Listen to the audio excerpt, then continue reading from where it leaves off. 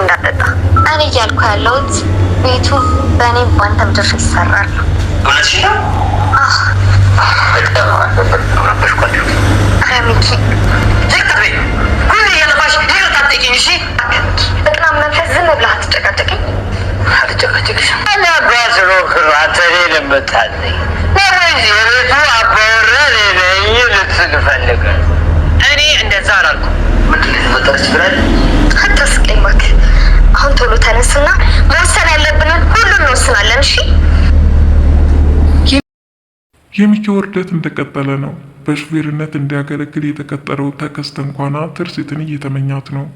ወይኔ ይችን የመሰለች ቆንጆ እንዴት ምን አይነት እድለኛ ነው። ቆይ ይችን ልጅማ ወደ ራሴ ያመጣታለሁ በማለት አሁን የእያንዳንዱ የሚኪን ሚስጥሮች በትርሲት ላይ እያደረገ ያለውን ነገር አሳልፎ ለትርሲት በመናገር ለግሉ ሊያደርጋት ነው። በዚህ ሁኔታ ትርሲት በሶስት ወንዶች አጣብቂኝ ውስጥ ገብታለች።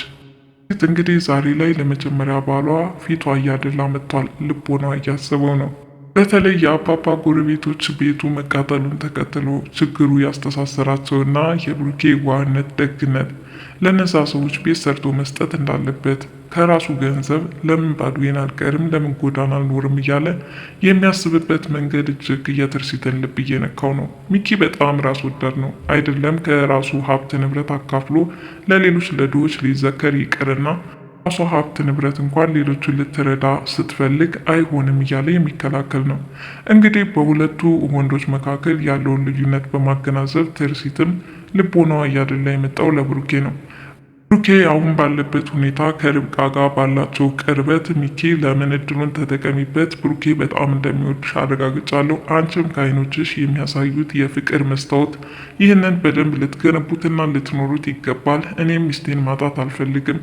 አንቺም ቢሆን ብሩኬን የመሰለ ሰው ትርሲት ስትወስድብሽ ዝም ብለሽ ማየት የለብሽም ይላል። እንግዲህ ርብቃ ያስጨነቃት ነገር ቢኖር የዛ ሰፈር ሰዎች ቤት አጥተው መንከራተታቸውና ዛሬ ላይ ትርሲት ነገሩ ሁሉ ተቀይሮ ቤት ልሰራላቸው እንደሆነና መልካም ልቦናዋን በማሰብም እኔ እኮ ብሩክን ከቤተሰብነት ባለፈ በጭራሽ በፍቅረኛነት አስቤው አላውቅም፣ እናም አንተ እንዳስብከው አይደለም በማለት ሚኪን ልታግባባው ብትሞክር ሚኪ ግን በጣም እየተናደደ እየተቃጠለ ይገኛል። ሆኖም እንግዲህ ራሱን በመጠጥ እስከ መደበቅ ደረጃ የደረሰበት አጋጣሚና ከተከስተ ጋርም ሲመካከሩ ልፈነዳ ነው ተቃጠልኩኝ እስከ ቤት ተሰብስቦ መጥቶ ዛሬ ደግሞ ቤት ሊሰራላቸው ነው፣ ይኸው ሁለ ነገሬን ልቀማ ነው እያለም ምንም ባልሰራውና ባለፋበት ሁኔታ እሱ ተናዶና ራሱን መቆጣጠር የማይችልበት ደረጃም ደርሶ ተመልክተነዋል። ታዲያ በኋላ ሰክሮ ሲናገራቸው የነበረው ከልብ የመነጨ ቁጭቱን ነበረ። በተለይ ሽማግሌውን በዛ ልክ ማንቋት ለትርሲት ሸም ውስጥ እንድትገባ አድርጓታል። ማለትም ትርሲት እንግዲህ በባህሪዋ በጣም ትሁትና አስተዋይ ልጅ ከመሆኑ የተነሳ ይሄ ሽማግሌ ቤት መጥቶ አተረማመሰኝ፣ በእሱ የተነሳ ህይወት የተመሰቃቀለ ከቤተሰብ ተነስተ ጥርግ አትልም እያለ ሽማግሌውን ሲናገር፣ ሽማግሌው ደግሞ ትክክል ነው፣ ጥፋተኛንን ከባለ ትዳር እንዲመተን መደረብ አልነበረብንም፣ ለማንኛውም ለጥፋቴ ሁሉ ይቅርታ ጠይቃለሁ በማለት በትህትና ሚኪን እየተናገረ ሲሆን ሚኪ ደግሞ አዎ ከልብ ነው፣ እኔ የሰከርኩ እንዳልመስልሽ እውነት ስለተናደድኩኝና የተፈጠረብኝ ነገር ትክክል ነው እያለም ትርሲትንም ሲከራከራት ነበር። ትርሲት እንግዲህ እንደምንም አንገዛግዛ ወደ መኝታ ክፍል እንዲሄድ ካደረገችውና እንዲረጋጋ መንገዱን መርታው ሰዓቱ ጠዋት ሆነና ትናንትና ስለተናገርከው ነገር እንነጋገርበታለን፣ ምክንያቱም ሽማግሌውን በዛ ልክ ማዋረድና ማንቋሸሽ ትክክል ነው ብለህ ታስባለህ ብለዋለች። የዚህን ሰዓት ሚኪ ምን እንደተናገረ ባያውቅም ዞሮ ዞሮ ግን በጣም ተደናግጧል። ምክንያቱም መሆን የሌለበትን ነገር ነው ያደረገው። በስካር ሆኖ እንግዲህ የልብ ልቡን የተናገረው አሁን ላይ ትርሲት ከህይወቱ ለማስወጣትም ዳር የደረሰች ትመስላለች። ዞሮ ዞሮ ግን ብሩኬን በሚናገረው ነገር በጣም ነው የተናደደበት። ምክንያቱም ሽማግሌው የክፉ ቀኑ ነው፣ ከጎዳና አንስቶታል። ለዚህ ለመድረሱ ትልቁ ሚና ተጫውተዋል። በዚህ ልክ ሲንቋሸሹ ማየት ለሱ ከሞትም ሞት በላይ ነው። ስለዚህ ያኔ ሰክሮ ራሱ ተነስቶ የማይደበድበው ነገር ነው የደረሰበት። እናም ስሜቱን መቆጣጠር አቅቶት የተቀመጠበትን ሶፋ ሲደበድብም ተመልክተነዋል። ብቻ ሌላ በኩል እንግዲህ ተከስተ እዛ ቤት መቀጠሩን ተከትሎ ለሱ ምቹ አጋጣሚ የፈጠረለት ይመስላል። ያው የነበረው ሾፌር ጋር በጣም ጥሩ የሆነ መልካም ግንኙነት ነበራቸው። ልጆቹንም በሰዓቱ ከትምህርት ቤት ያደርሳቸዋል። ስነ ምግባርም ቢሆን ከመጠጥም ከሌሎች ሱስ ነገሮችም ጥሩ እንደሆነ ታስባለች።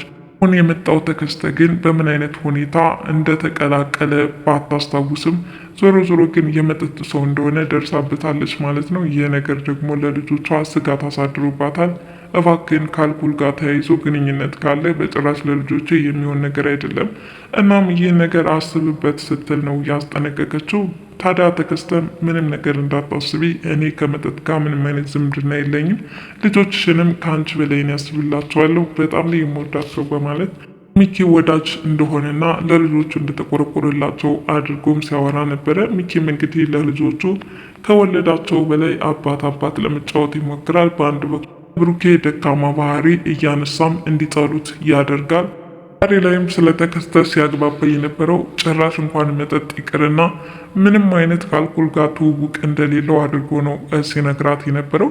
እንግዲህ ይህን ሰው በአንድ ወቅት ከሚኪ ጋር እየተመላለሰ ወደ እሷ ይመጣ አውቀው እንደነበረም ለሚኪ ገልጻለታለች። ሚኪም ታዲያ አዎ በሚገባ ረስተሽ ነው እንጂ እኮ ያኔ አብረን ነበር የምንመጣው በማለት ለትርሲት ነግሯታል። እንግዲህ ትርሲት በዚህ ሁኔታ ተግባብታ ሹፌራቸው ተከስተ ሆኗል ማለት ነው። ዞሮ ተከስተ በሹፌርነት ብቻ አይደለም የተቀጠረው፣ እዛ ቤት ያሉ ነገሮችን በሙሉ እየተከታተለ ለሚኪ ማድረስ እንዳለበት ነው። ሌላም ተጨማሪ ገንዘብ እንደሚከፈለው እየተስማሙት ማለት ነው። ይሁን እንጂ ተከስተ ከአሁኑ ጀምሮ ወደ ትርሲት እያደላ መጥቷል። ሚኪን ከድቶታል ማለት ነው። በነገራችን ላይ ከዚህ በፊትም እውነት ሆን ብሎ ይመስለኛል ብሩኬን ጉዳት እንዲደርስበትና እንዲሞት በመመኘት ከሚኪ ጋር ተነጋግሮ ሆኖም በተወሰነ መልኩ ጉዳት አድርሶበት አስፋልት ዳር ከጣለው በኋላ ይኸው ዛሬ በህይወት ሊኖርና ሊንቀሳቀስ የቻለው። ታዲያ ከአንዴም ሁለቴ እንዲሙከራ አድርጎ ያልተሳካለት ተከስተ በሚኪ ፊት ተቀባይነትን አጥቶ ሌላ ሰው እስከ መቅጠር ደረጃ ያደረሰው ተከስተ ይህንን ሆን ብሎ ያደረገበት ምክንያት ምናልባትም ትርሲትን ላለመጉዳት አሊያም ደግሞ ለብሩኬ በማሰብ ይመስላል። ዞሮ ግን በዚህ ሁኔታ የቀጠለው የተከስተና የሚኪ ጓደኝነት አደራደር እየሻከረ መጥቷል። በመካከላቸውም አለመግባባትና ክፍተት ይፈጠራል። በሌላ በኩል እንግዲህ ርብቃና ብሩኬ ያላቸው ቁርኝት እጅግ በጣም ከፍቅርም በላይ ነው። እሷ በምን አይነት አጋጣሚ ብሩኬን የተዋወቀችበት እንዲሁም አብረው የሚያሳልፉት አብረው የሚበሉት ሁሉ ነገሩ በአይነ ህሊናዋ እየተመላለሰባት ነው። ሚኪ አጋጣሚውን እንድትጠቀምበት ከነገራት በኋላ እያንዳንዱ ትውስታዎች መለስ ብላ ስታስባቸው ነበረ። እሱም እንግዲህ እሷ በእህትነት ትበል እንጂ ነገር ግን ከልብ የመነጨ ፍቅር እንዳለባቸው ያመላክታል። ዞሮ ግን ትርሲት አሁን ላይ እያደረገች ያለችው ጥበባዊ መንገዷ ከርብቃ በማራቅ ለራሷ እያቀረበችው መታለች ማለት ነው።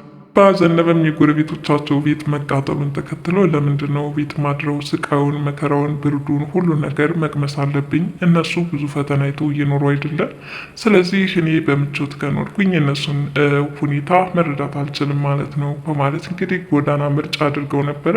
ይሁን እንጂ በትርሲት ማላጅነት ወደ ቤት እንዲመለሱ አድርጓቸዋል። አቶ ሚኪም ሰክሮ ሲመለስ እንግዲህ በዚህ ሁኔታ አንቋሾና ተሳድቦ ዘነበን አስከፍቷቸዋል ማለት ነው። በነገራቸው ላይ አባት ዘነበ ስሜታዊ ናቸው፣ ብዙ ነገር አይቆጥቡም። ከዚህ በፊትም ለልጆቻቸው ሀያት ነኝ ብለው ተናግረው ነበረ። የሀሰት ሀያት እንዲተዋወቁ ፍላጎት አልነበራትም። ያኔ ታዲያ በቁጣ ነበረ ስትናገራቸው የነበረው። በቃ ትምህርታቸውን አጥኑ፣ እዚህ አትቀመጡ በማለት ከአባባ እንዲርቁና ትኩረታቸውን ሙሉ በሙሉ ትምህርታቸው ላይ ብቻ እንዲያደርጉ ነበር ስትናገር የነበረው። አሁንም ቢሆን እንግዲህ ስለ አባት ዘነበ ምስጋና እያቀረቡና ምን አይነት ትሁት ልጅ ነሽ፣ ምን አይነት ጥሩ ልጅ ነሽ፣ ጭራሽ ደግሞ የጎረቤት ቤት ሁሉ ሰርተሽ ልትገላግኝ ነው፣ ከዚህ ጭንቀት ልታወጪ ነው፣ በጣም ነው የማመሰግንሽ በማለት እያመሰገኗት እያጎደጎዱላት ሳለ ነው ሚኪም ለእብደት ተዳረገ ማለት ነው። እንግዲህ በቅናት ያው ሆድ ያባውን ብቅል ያወጣዋል ነው እና ነገሩ በስካር እንደዛ እየተንዘላዘለ የልቡን ተናግሮ ታርፎታል ማለት ነው። ቀጣይ ጣፈንታቸው ምን ሊሆን ይችላል? የብሩኬና የሚኪ ፍጥጫ፣ ከዛ ቤት ሁለት አባወራ በአንድ ቤት አይኖርም የሚለው ሚኪ ቀጣይስ ሊያባረራቸው ይችል ይሆን? አሊያም ደግሞ ባልሽ ምረጭ፣ እኔ ነኝ ወይስ ብሩኬ? ለምንድን ነው ሁለት አባወራ አንድ ቤት እንዲኖር የፈቀድሽው? ይህ ሽማግሌም ልጁን ይዞ መሄድ አለበት በማለት ሚኪ ነገር የሚያመጣ ይመስላል። ዞሮ ዞሮ ግን በካያ ድራማ ፍጥጫው ቀጥሏል። ትርሲትም አሁን ምርጥ የውሳኔ ሰው እንደምትሆን ተስፋ አድርጋለሁ። ዞሮ ዞሮ ግን በእነ አባ ዘነበ የወሰደችው እርምጃ እጅግ በጣም ደስ የሚል ነገር ነው። ምክንያቱም ሰዎች ተጎድተዋል፣ በየቦታው ተበትነዋል፣ እንደገና መሰብሰብ አለባቸው። እንግዲህ ይህ ነገር አንደኛው ሲያፈናቅል ሌላኛው የሚሰበስብ እውነትም የሀገራችን ገጽታ የሚያመላክት ነው። ይበል ያሰኛል። ምክንያቱም ከመልካም ነገሮች ብዙ መልካም ነገሮች መሸመት ይቻላልና። በዚህ መልኩ አስተማሪ ሆኖ የቀጠለው የካያ ድራማ ያቀረብኩላችሁን ይመስል ነበረ። እናንተ በዚህ ድራማ የተሰማችሁን ሀሳብ አስተያየታችሁን በቅንነት ለግሱኝ። ድራማ ተዋናዮቹ ሁሉ ነገሮች በጣም ደስ የሚል ነገር ነው። ቀጣይ ካያ ድራማ እስከምንገናኝ ድረስ መልካም ጊዜ እያልኩኝ እዚሁ ሰናበታችኋለሁ።